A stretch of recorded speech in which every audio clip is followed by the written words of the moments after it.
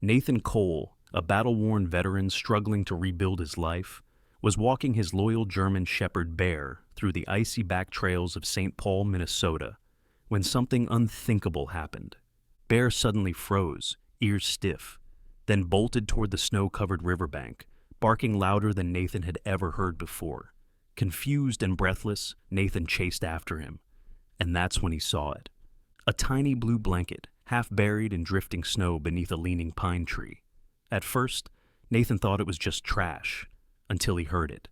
A sharp, desperate cry, high-pitched, raw, and trembling. Heart pounding, Nathan knelt down and pulled the blanket open, revealing a newborn baby, skin flushed red from the freezing air, tiny fists clenched, crying out for life. From that moment on, nothing in Nathan's life, or this little boy's, would ever be the same. What happened next will break your heart and restore your faith in miracles. Before we begin, tell me where you're watching from. Drop your city or country in the comments, and let's see how far this story of hope and second chances can reach. Snow drifted lazily over St. Paul, Minnesota, blanketing the quiet city in soft white under the dim winter moonlight. The Mississippi River lay frozen beneath a thin layer of ice, its surface glimmering faintly beneath scattered clouds.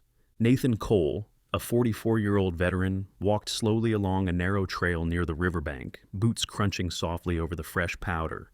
He stood about 6 feet tall, with a sturdy frame that had grown leaner over the years, his posture slightly slouched under the quiet weight of grief. His brown hair, streaked prematurely with gray, peeked from beneath a faded wool beanie. A rough beard traced his strong jawline, and his pale blue eyes, once sharp and commanding, now carried a heaviness born from too many losses. Too many ghosts. Nathan had served 14 years in the U.S. Army, enduring the blistering deserts of Afghanistan and the constant threat of death. Yet, strangely, his worst battles hadn't been fought overseas. They came when he came home. 6 years ago, on a cold January night like this one, his 5-year-old daughter Lily was killed in a car accident caused by a drunk driver. The memory was a wound that never healed. He could still hear her laughter in quiet moments, still see her tiny hands reaching for him, still feel the hollow in his chest where her presence used to be. His wife, Marissa, had tried to hold on after Lily's death, but grief is a slow poison. Conversations turned to silence, shared glances became distant, and one day she packed her things without a word. She left for Seattle, leaving Nathan in a home filled with echoes of a life that no longer existed. He didn't blame her. In her absence, he found himself buried beneath loneliness so deep it swallowed every sound except his own breath. If it weren't for Bear, Nathan sometimes thought, he might not have survived. Bear was a 5-year-old German Shepherd, large and powerful, with a thick black and tan coat and intelligent amber eyes. At nearly 90 pounds, he moved with silent precision, muscles shifting beneath his winter coat. Nathan had rescued him from a shelter 3 years ago, and since then, Bear had become more than a companion. He was family. Loyal, steady, always there when the silence in Nathan's cabin threatened to suffocate him. Tonight, they walked the river path as they always did when the weight of memory became too heavy. Nathan liked these nights, when the world seemed quieter, where his boots sinking into fresh snow filled the emptiness with rhythm. But Bear was tense tonight. Nathan noticed the way his ears twitched with every sound, the restless way his tail swayed low and tight, and the way his nose lifted constantly, scenting something Nathan couldn't yet sense. Nathan's breath formed soft clouds in the cool night air. His gloved hands shoved deep into the pockets of his worn leather jacket. He tried to push away the familiar ache inside his chest. The thoughts of Lily, the guilt of surviving when she hadn't, the ache of a life that had slipped through his hands like melting ice. Then it happened. Bear froze mid-step, one paw raised above the snow, his entire body locked in tension. His ears pricked forward, tail stiff, and a low rumble built in his throat. Nathan stopped instantly, his instincts from years of deployment kicking in. "What is it, boy?" he whispered, lowering his voice. Bear didn't respond.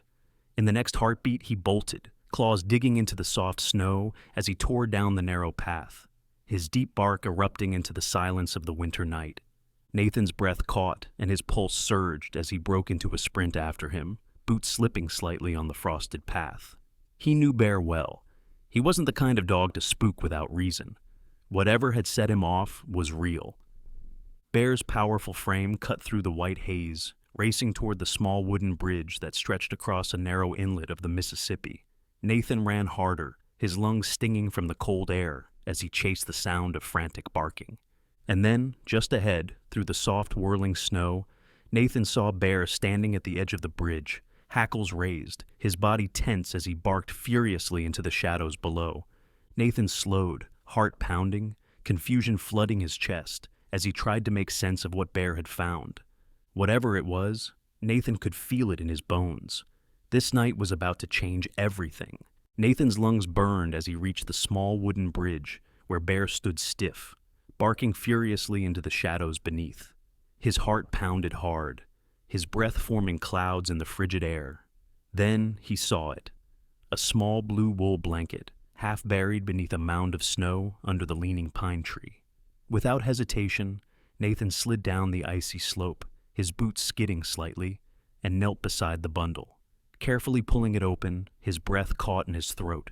Inside lay a newborn baby boy, no more than a few days old.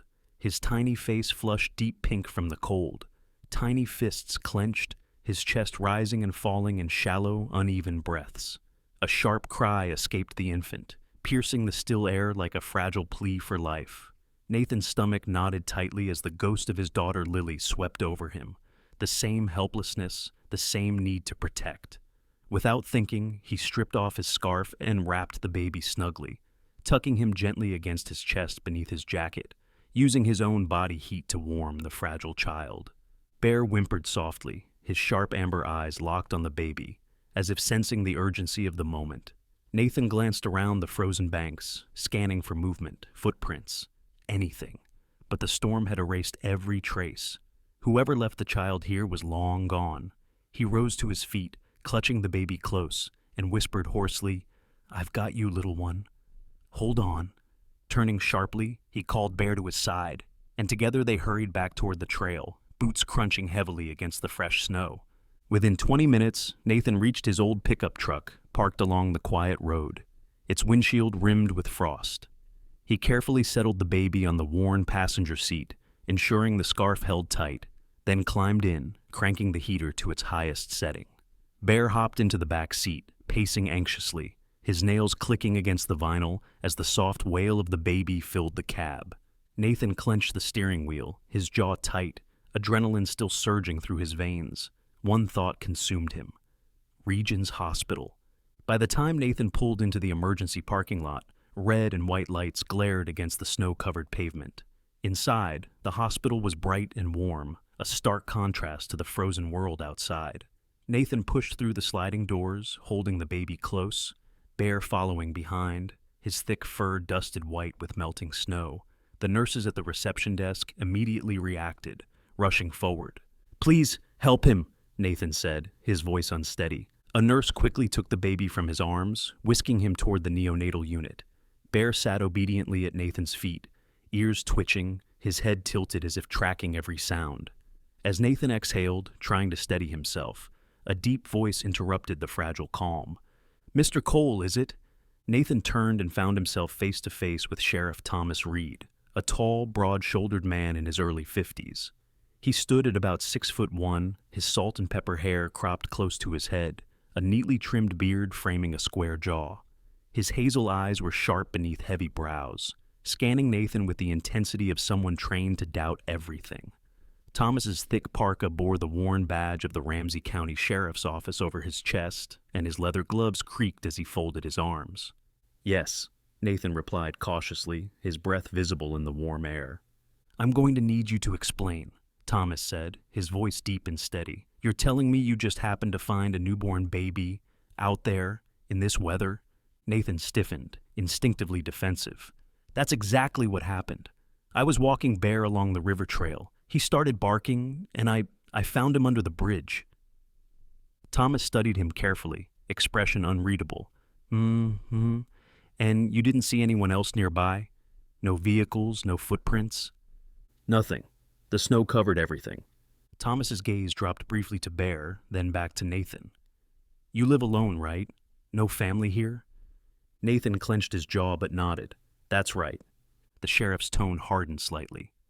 I ask because when someone finds a newborn in the middle of a snowstorm, there are questions, especially when that someone lives out on the edge of town, off by himself. Nathan's pale blue eyes narrowed, irritation flashing. You think I put him there? Thomas raised a hand, calm but firm. I didn't say that. But I need to consider every possibility. A baby abandoned in freezing temperatures is a crime, Mr. Cole.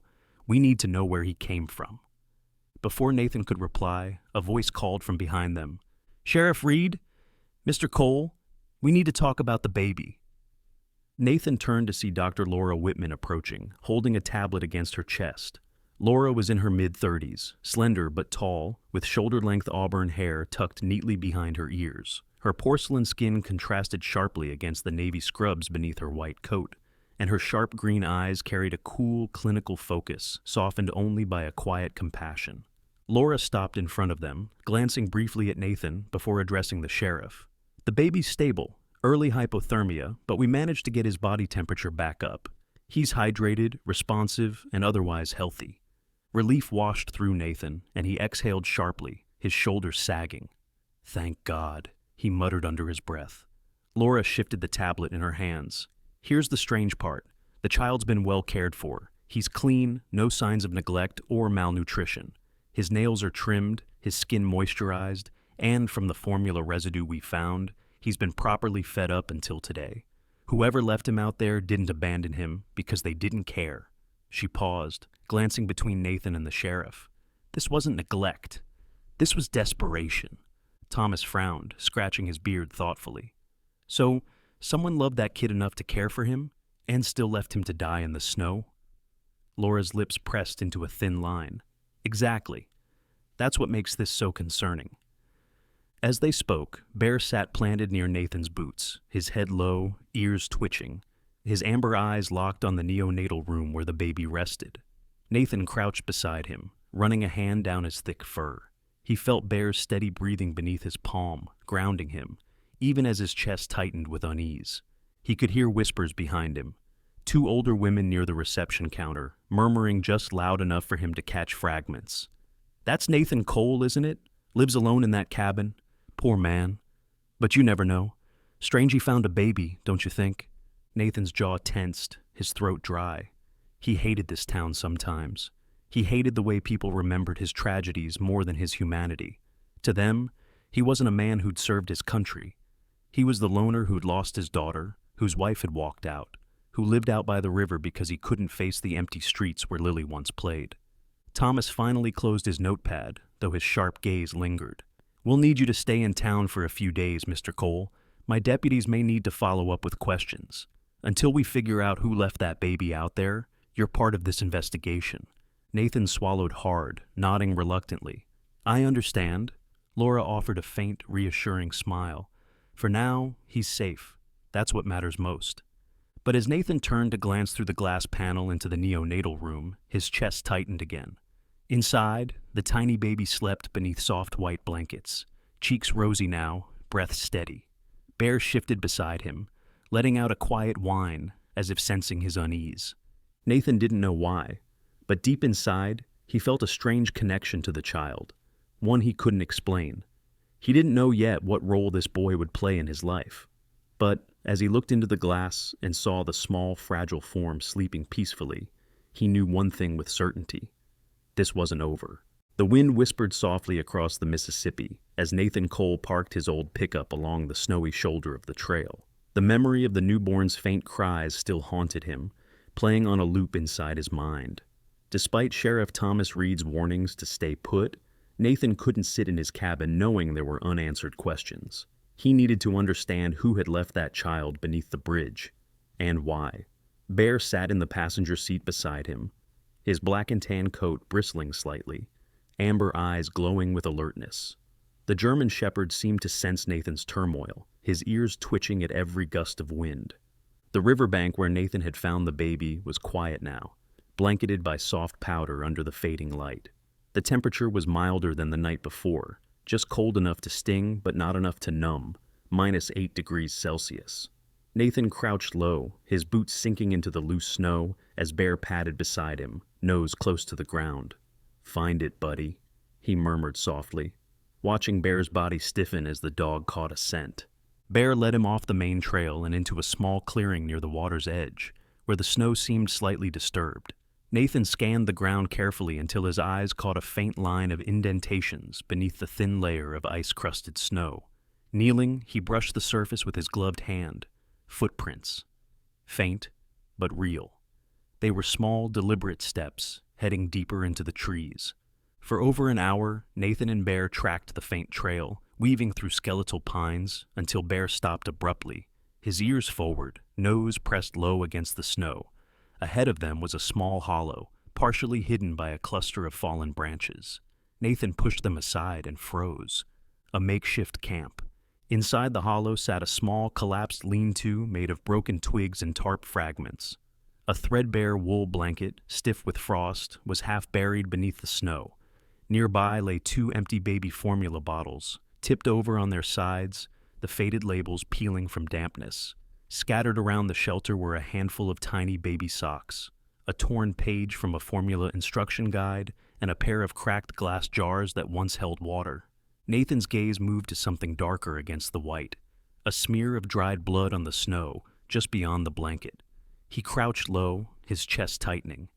It wasn't the chaotic splatter of violence. It was deliberate, controlled. Someone had been sick here. He brushed the surface carefully and found faint flecks of tissue mixed into the frozen stain. Whoever had stayed here had been coughing up blood. He swallowed hard, his breath catching as realization set in. Whoever had cared for the baby had done everything they could to keep him alive, feeding him, warming him, sheltering him, and all while battling an illness that was slowly killing them. Bear whined softly, nudging Nathan's elbow with his cold nose, as if sensing his rising unease. Nathan placed a hand on the German shepherd's neck, steadying himself. "Whoever you are," he whispered under his breath, "you didn't leave him because you didn't love him. You left him because you couldn't stay." Nathan stood slowly, scanning the clearing again. His gaze landed on something half buried beneath a thin sheet of ice, a small leather-bound journal, its cover cracked from the cold. He pulled it free, carefully brushing off the snow. Inside, the first pages were blank, but toward the middle, a name had been scrawled hastily in uneven handwriting. Ethan Parker. Nathan frowned deeply, his pulse quickening. Was this the name of the baby? Or the person caring for him? Flipping a few pages further, he found entries written with shaky, uneven penmanship. Most of the words were smudged and nearly illegible, but fragments stood out. Sophia. Fever getting worse. Milk running out. Can't make it to town. A name. A woman. A fever. Pieces of a story began to take shape. One Nathan couldn't yet fit together, but the connection was undeniable. Someone had fought desperately to keep this baby alive, even as their own body was failing them. A twig snapped somewhere behind him. Nathan spun instinctively, his breath clouding the cold air, scanning the shadows among the trees. Bear growled low, stepping forward, his body tense. From between the tall pines, a young deputy emerged, his flashlight cutting a thin beam through the snow. "Mr. Cole," the deputy called softly, lowering his light as he approached. The young man introduced himself. Deputy Mark Rivers, mid-20s, lean but fit, standing just under 6 feet. He had a sharp jawline and dark blonde hair tucked beneath a sheriff's department beanie. His pale gray eyes were cautious but not hostile, and he carried himself like someone still finding his footing in a career overshadowed by veterans like Sheriff Reed.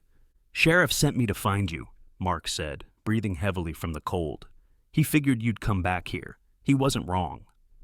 Nathan stiffened, tucking the journal inside his jacket. "I came to see if there was anything left to explain why that baby was out here." Mark glanced around the clearing, his flashlight grazing over the bottles, the blanket, the blood stains, his brows furrowed. "Looks like whoever was here, they didn't just leave him. This doesn't look like someone walked away without caring." Nathan nodded slowly. "Exactly." Mark hesitated, his breath puffing little clouds into the air. "I shouldn't tell you this, but there's chatter at the station. The sheriff still thinks you're hiding something. Folks downtown are whispering too. They think it's odd that you just happen to be there." Nathan clenched his jaw, swallowing his frustration. I don't care what they think. All I care about is finding out who was out here, why they left him, and if they're still alive. The young deputy studied Nathan's face for a moment before nodding. I believe you, he said quietly, his tone carrying the weight of someone who hadn't yet been hardened by cynicism. Bear gave a sharp bark, breaking the silence. Nathan turned quickly, scanning the nearby tree line. Through the shifting snowfall, he spotted a faint drag mark trailing away from the camp, like someone had been pulling themselves through the snow. Without a word, Nathan and Bear followed it for a short distance until it disappeared beneath a cluster of fresh powder. The trail had gone cold, but Nathan had seen enough to know this wasn't over. Standing at the edge of the clearing, he looked back one last time at the remnants of the small camp. The formula bottles, the blood, the blanket folded carefully instead of abandoned in chaos. Whoever had been here had fought harder than anyone Nathan had ever seen on the battlefield. But eventually, they had reached the limit of what their body could endure. Nathan placed a hand on Bear's neck, grounding himself against the swirl of questions tightening inside his chest. We'll find them, he murmured softly, almost like a promise. Bear pressed his head briefly into Nathan's palm, as if agreeing. With the journal tucked securely inside his jacket, Nathan began the long walk back toward the truck, the crunch of his boots in Bear's paws, the only sound breaking the quiet winter air. Somewhere, someone's story was unfinished, and Nathan knew he wasn't walking away from it now. The sun was low on the horizon, its pale light cutting across the snowy treetops as Nathan, Cole, and Bear pressed deeper into the woods. The faint drag marks Nathan had found near the abandoned camp in Chapter 3 had nearly vanished beneath fresh snowfall, but Bear's powerful nose kept them on the trail. The German shepherd's breath puffed in steady bursts, his black and tan coat blending into the patches of shadow among the trees. Nathan followed closely, his boots crunching over ice, the journal he had discovered tucked securely inside his jacket. The woods grew quieter the further they went, muffled by layers of snow blanketing the ground. Nathan's pulse thudded in his ears as he thought about the fragments he'd read in the journal, the scrawled name Ethan Parker, references to Sophia, and the smudged lines about milk running out. Everything pointed to someone who had fought desperately to keep the baby alive. Now, Nathan needed to know if that person was still out here, or if he was already too late. After nearly 40 minutes of navigating through clusters of frozen pines, Bear stopped abruptly, his ears stiff, his amber gaze fixed ahead. Nathan followed his line of sight and spotted a faint column of smoke curling upward from the trees. Heart pounding, Nathan quickened his pace until he reached a small clearing where a dilapidated wooden cabin leaned precariously under the weight of snow on its sagging roof. The door hung crookedly on its hinges, one corner splintered from repeated slamming against the frame. A makeshift path had been carved through the snow, leading to the cabin, but no new footprints marked the surface. Nathan exchanged a glance with Bear, who lowered his head and let out a low, uneasy growl. Pushing the door open slowly, Nathan stepped inside. The air inside was warmer than expected, but thick with the acrid smell of smoke and sickness. A small fire burned weakly in the corner, barely enough to push back the cold that seeped through the cracked walls. A pile of blankets lay crumpled near the fireplace, and beneath them, a man stirred weakly. James Parker looked to be in his mid-30s but appeared decades older. His once broad shoulders were now narrow beneath layers of mismatched coats, his skin pale and waxy beneath the weak glow of firelight. Sweat dampened his temples despite the cold, and a coarse, unkempt beard covered his gaunt face. His cracked lips trembled slightly as he tried to sit up, and the motion triggered a violent fit of coughing. He clutched his chest with one trembling hand as deep, rattling coughs racked his thin frame, flecks of blood staining the cloth pressed against his mouth. Bear approached slowly, his claws clicking softly against the wooden floor, head tilted, sniffing the air.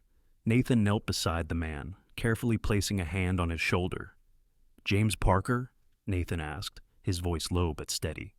The man's faded hazel eyes opened halfway, dazed but aware. He nodded faintly, his breath shallow. "You found him?" James rasped, his voice hoarse and broken. Nathan's chest tightened. "The baby? Yes, he's safe. He's at Regent's Hospital. They're taking care of him." At the mention of the baby, a faint, relieved smile spread across James's lips, though his eyes welled with tears. "Thank God," he whispered, his voice fading to a whisper. He coughed again, wincing before continuing. "His name? Ethan. My son?" Nathan sat back on his heels, letting the weight of those words settle. He studied James more closely, noticing the deep hollows under his cheekbones, the prominent veins in his hands, and the faint, constant rattle in his breathing.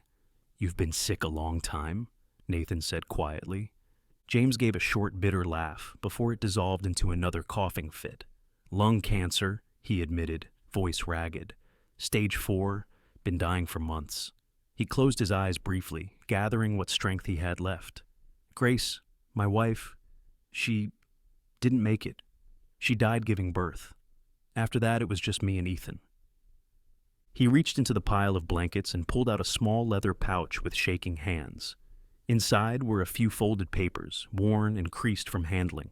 Nathan unfolded them carefully and saw a set of legal adoption papers, signed and notarized, with James Parker listed as Ethan's biological father, but leaving the adoptive parent's name blank. James's voice cracked as he explained. "I knew I wouldn't last long, couldn't give him what he needed. Milk's gone, money's gone. I couldn't watch him die." His hands trembled harder as he pressed the papers into Nathan's hands. "I waited until I knew people walked near the bridge. I left him where someone good would find him." His hazel eyes locked on Nathan's pale blue gaze, pleading without words. Nathan's throat tightened, his voice barely steady. "You thought of everything. Even this." James coughed, his shoulders shaking violently until he slumped back, exhausted. "I had to," he whispered. "Ethan deserves a chance." He shifted weakly, turning his gaze toward the journal sticking out of Nathan's jacket. "You found it, didn't you?" Nathan nodded. "I did. I read some of it. You tried so hard to keep him alive." A single tear slid down James's cheek, cutting through the grime. "I tried. Everything," he murmured. "Kept the fire going, rationed every drop of milk.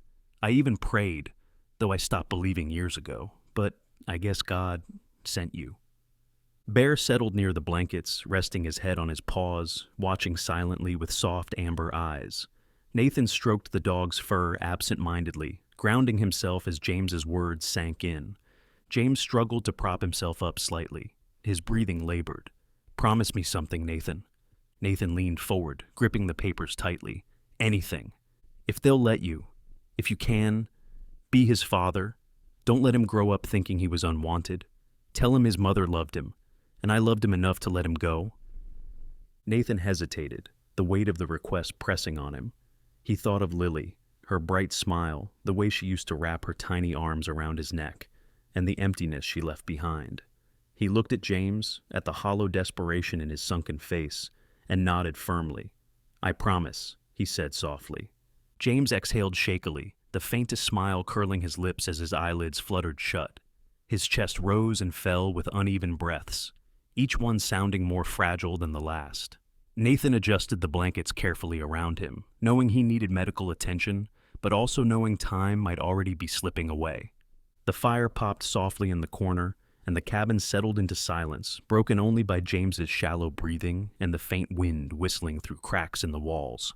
Nathan glanced at Bear, who met his gaze as if understanding the weight of the moment. Clutching the adoption papers in his hand, Nathan stood slowly, looking down at the frail man who had fought so hard for his son. Outside, the snow had begun to fall again, covering the old footprints, erasing the traces of the choices James had made. But Nathan knew this story was far from over. Tonight, he had Ethan's name. Now, he had his father's wish. The drive back to Regions Hospital was silent, except for the steady hum of Nathan's old pickup and the rhythmic panting of Bear in the back seat. The snow had slowed to a soft, drifting fall, but the roads remained slick under a thin layer of ice. Beside him, James Parker sat slumped against the door, his breath shallow and uneven. Nathan had wrapped him in an extra blanket from the cabin, but James's skin still held the pale translucence of a man clinging to the last threads of strength. Nathan glanced at him, tightening his grip on the wheel, silently urging him to hold on. Bear shifted restlessly in the back, his black and tan coat glistening with melted flakes, amber eyes watching Nathan closely, as if sensing the tension weighing on him. Nathan reached back briefly, resting his gloved hand on Bear's neck. "We're almost there, buddy," he whispered. When they arrived, the hospital entrance was brighter than the last time Nathan had walked through its sliding doors. The warm air inside met them instantly, and a pair of nurses rushed forward with a gurney to take James. He tried to protest faintly but was quickly guided toward the ICU. Nathan hesitated for a moment, his chest tight as he watched James disappear down the corridor. Before he could gather his thoughts, a sharp, familiar voice cut through the hospital noise. "Mr. Cole?" Nathan turned to see Sheriff Thomas Reed striding toward him, his tall frame commanding as ever, his heavy winter parka unzipped to reveal the worn sheriff's badge on his chest. His salt and pepper beard looked freshly trimmed, but his hazel eyes remained sharp, calculating, and just a little too cold for Nathan's liking. "I heard you brought someone in," Thomas said, his deep voice steady but laced with suspicion. "A man who claims to be the father?" Nathan exhaled, bracing himself. "Not claims, Sheriff. James Parker, Ethan's father. He's in bad shape. Lung cancer, stage 4. He told me everything." Thomas's jaw flexed, his arms crossing firmly. "I'll need a statement. And those papers he gave you, the adoption documents. Until we verify them, the court won't recognize anything." Nathan felt the weight of the folded papers in his jacket pocket, his knuckles tightening around the fabric. He'd expected resistance, but the thought of bureaucracy standing between Ethan and safety knotted his stomach. "I'll give you what I have," Nathan said quietly, "but James doesn't have much time." Before Thomas could respond, a soft voice broke in. "Mr. Cole, Ethan's asking for a feeding." Nathan turned to see Emma Hayes, a young nurse in her late 20s, standing just outside the neonatal unit. Emma had a petite frame, standing about 5'4", with light brown wavy hair tied back loosely, warm hazel eyes, and pale freckled skin. She wore soft blue scrubs under a white cardigan, and her gentle demeanor radiated an unspoken calm. Unlike Thomas, there was no suspicion in her gaze, only quiet empathy. "I'll help you," she said softly, gesturing for Nathan to follow her. Inside the neonatal room, the air was warmer, almost hushed, as soft lullabies played faintly through ceiling speakers. Ethan Parker, the newborn Nathan had found under the bridge, lay swaddled in fresh blankets inside a small crib. His cheeks had regained their rosy color, but his tiny chest still rose and fell in delicate, uneven breaths. Bear sat patiently by the glass partition, watching with quiet focus, his ears twitching with every sound. Emma handed Nathan a warmed bottle and showed him how to hold the baby properly. Nathan's rough, calloused hands trembled slightly as he cradled the tiny boy, his blue eyes softening as he watched Ethan's small lips latch onto the bottle. "You're a natural," Emma whispered, a small smile tugging at her lips. Nathan managed a weak laugh. "Haven't held one this small since Lily." His voice faltered as memories flooded him. Lily's laughter, the warmth of her hand gripping his finger, the unbearable silence that came after losing her. Emma caught the tremor in his tone, but didn't press. Instead, she placed a reassuring hand on his arm. "He's lucky you found him," she said softly.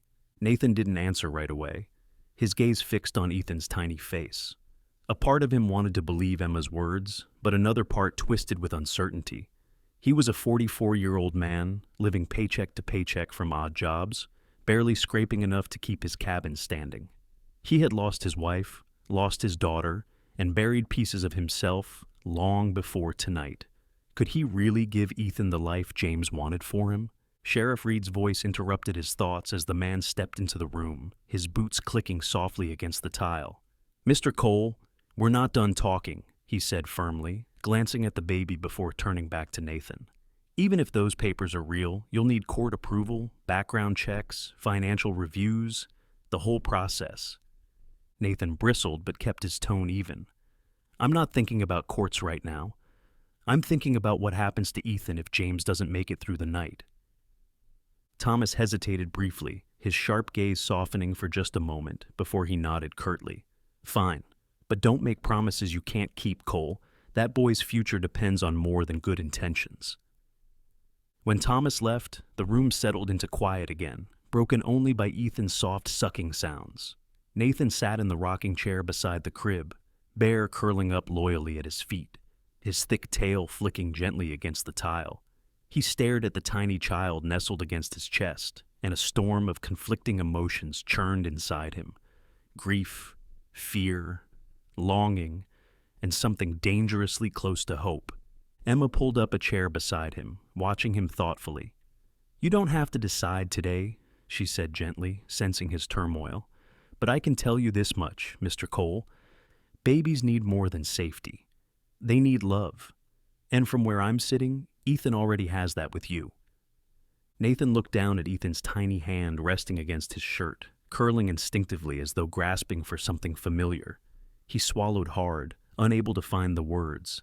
Somewhere deep inside, he knew Emma was right, but doubts gnawed at the edges of his mind. Could he really fill the void James would leave? Could he give this boy the home he deserved when his own life was barely holding together? Nathan leaned back in the chair, closing his eyes for a moment, letting the warmth of the room and the soft weight of Ethan's small body settle into him.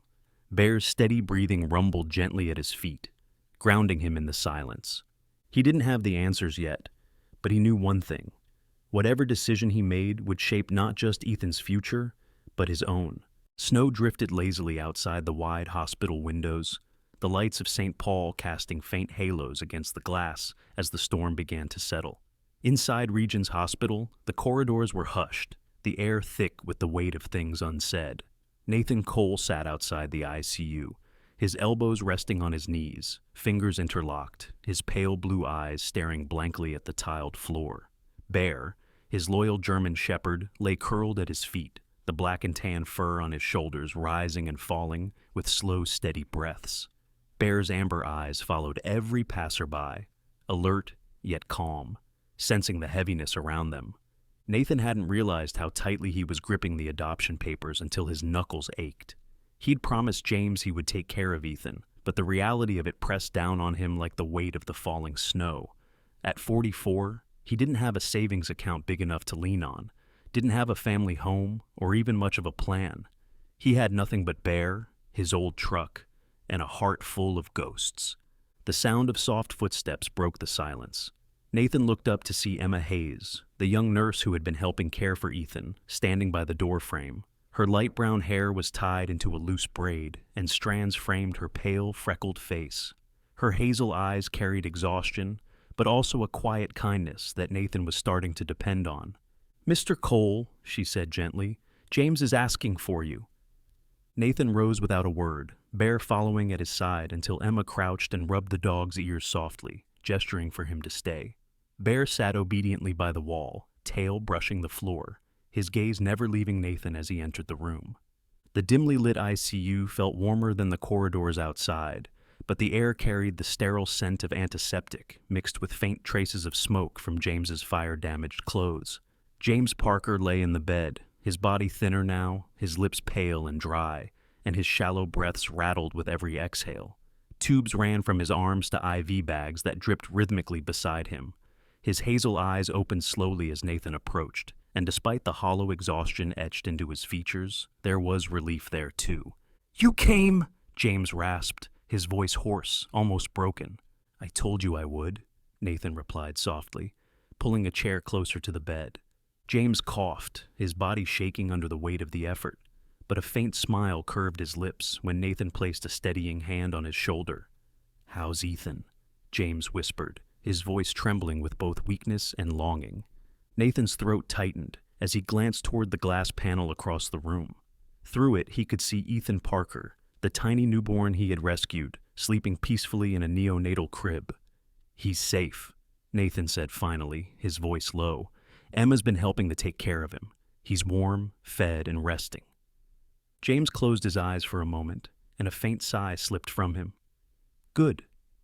That's all I wanted." Emma stepped quietly into the room, carrying a small, carefully wrapped box. She approached the bed and placed it gently in James's hands. Inside lay Grace's wedding ring, a simple silver band, worn smooth with time. James lifted it with trembling fingers, his breath hitching slightly. "This was Grace's," he whispered, his voice breaking as he looked at Emma. His hazel eyes softened despite the pain. "I want you to have it. For Ethan. You've cared for him like he's your own." Emma's eyes widened in surprise. "James, Please," he interrupted, his voice fragile but firm. "Someday, when he's older, when he asks about his mother, give him this. Tell him she loved him enough to give her life bringing him here." Emma swallowed hard, nodding silently as tears filled her hazel eyes.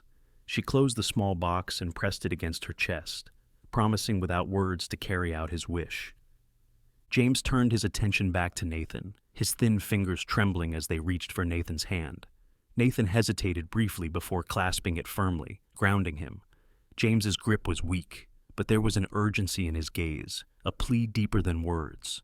"Promise me," James said, his voice a breath more than a sound.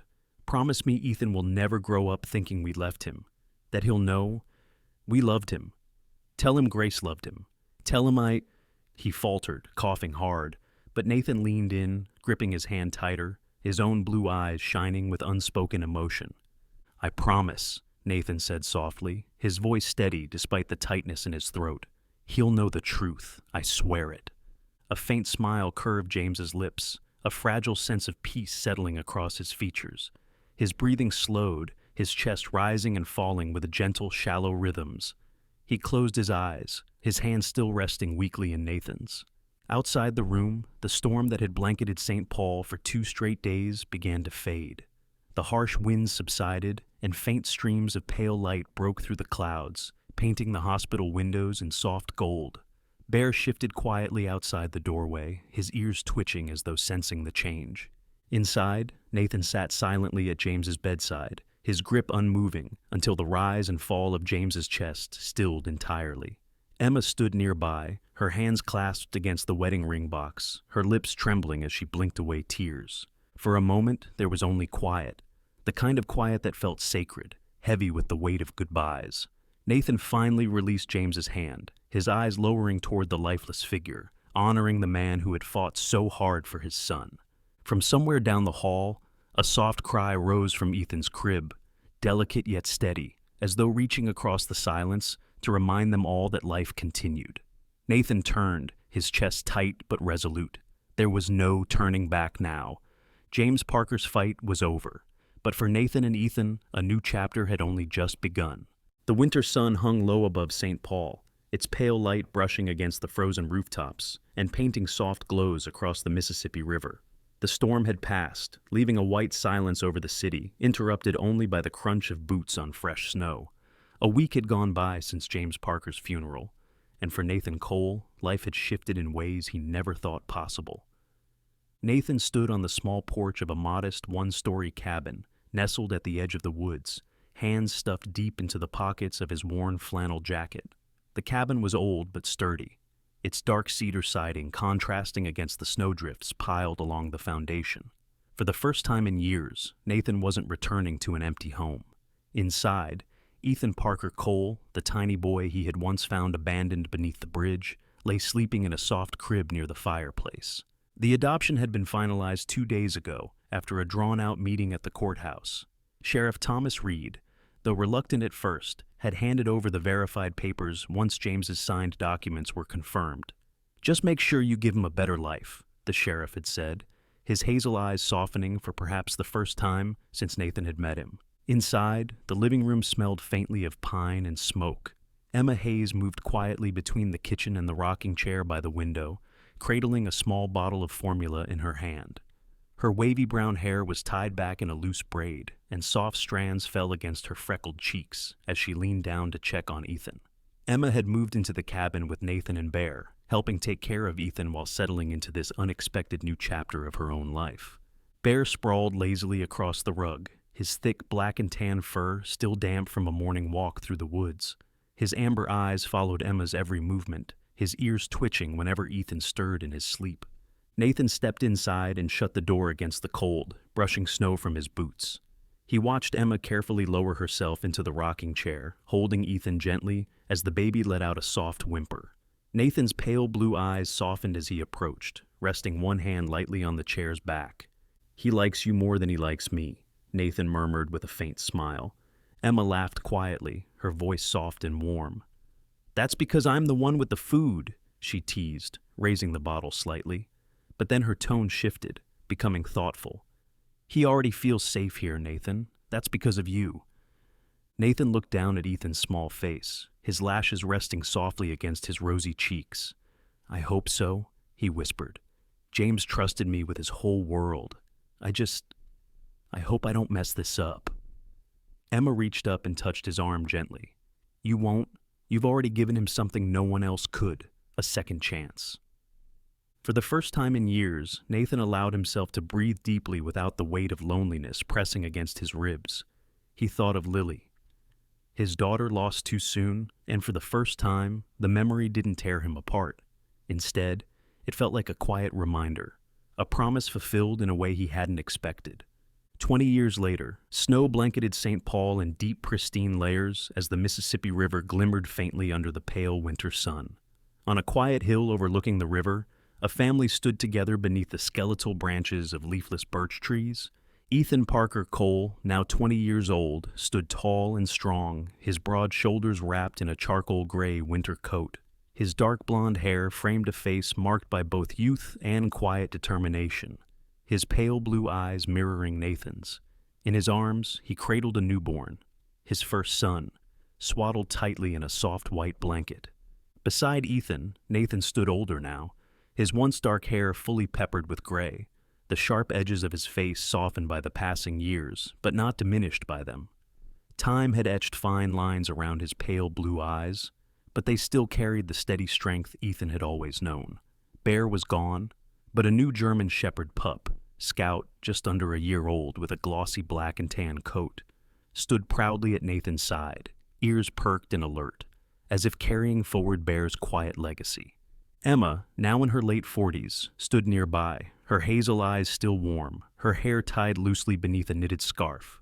Though time had added gentle lines around her eyes, her presence radiated the same unspoken strength that had carried them all through those early years.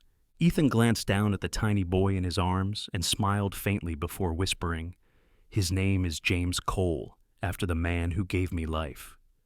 Nathan swallowed hard, his chest tightening as he reached out and touched the baby's small hand. For a moment, the silence stretched between them, 3 generations bound by sacrifice, love, and second chances. On that snowy hill overlooking the Mississippi, Nathan thought of the night he had first found Ethan, of James's pale face, of the tiny wail in the cold, of the promise he had made beside a dying father. Now, as he watched Ethan hold his own son, Nathan felt that promise come full circle. Above them, the soft winter light broke through the clouds, touching the snow with faint gold. The air was quiet except for the distant sound of the river below. Love had endured. James's sacrifice, Grace's memory, Nathan's promise. None of it had been lost. It had only transformed, passed from one generation to the next, like a flame that refused to die. And here, in this moment, on this quiet St. Paul hill, the Cole family stood together, proof that love, no matter how fragile, always finds a way to live on. Sometimes, the greatest miracles don't come with thunder or lightning. They arrive quietly, like a tiny baby's cry in the snow, a stranger's outstretched hand, or a promise made by a man who had already lost everything. In St. Paul, on that cold winter night, God's plan unfolded in ways no one could see at first. He led Nathan to little Ethan, gave James the strength to love his son enough to let him go, and built a new family out of broken hearts. And maybe that's the message for all of us. Even when life feels unbearable, even when the storm is raging, God is still writing your story. The pain you carry, the losses you've endured, the prayers you've whispered into the dark, none of them are wasted. Sometimes He uses ordinary people to deliver extraordinary miracles. If you believe in hope, in second chances, and in the power of God's love, take a moment to pray for every child still waiting to be found, every parent still fighting for tomorrow, and every soul searching for a home. May God bless you and your family with peace, love, and miracles. If this story touched your heart, help us share it with the world. Comment where you're watching from and leave a prayer below. Like this video to help more people see it. Subscribe to our channel so you won't miss the next story of faith, hope, and love. Share this video. You never know who might need to hear this today. Because sometimes, you could be the miracle someone is praying for.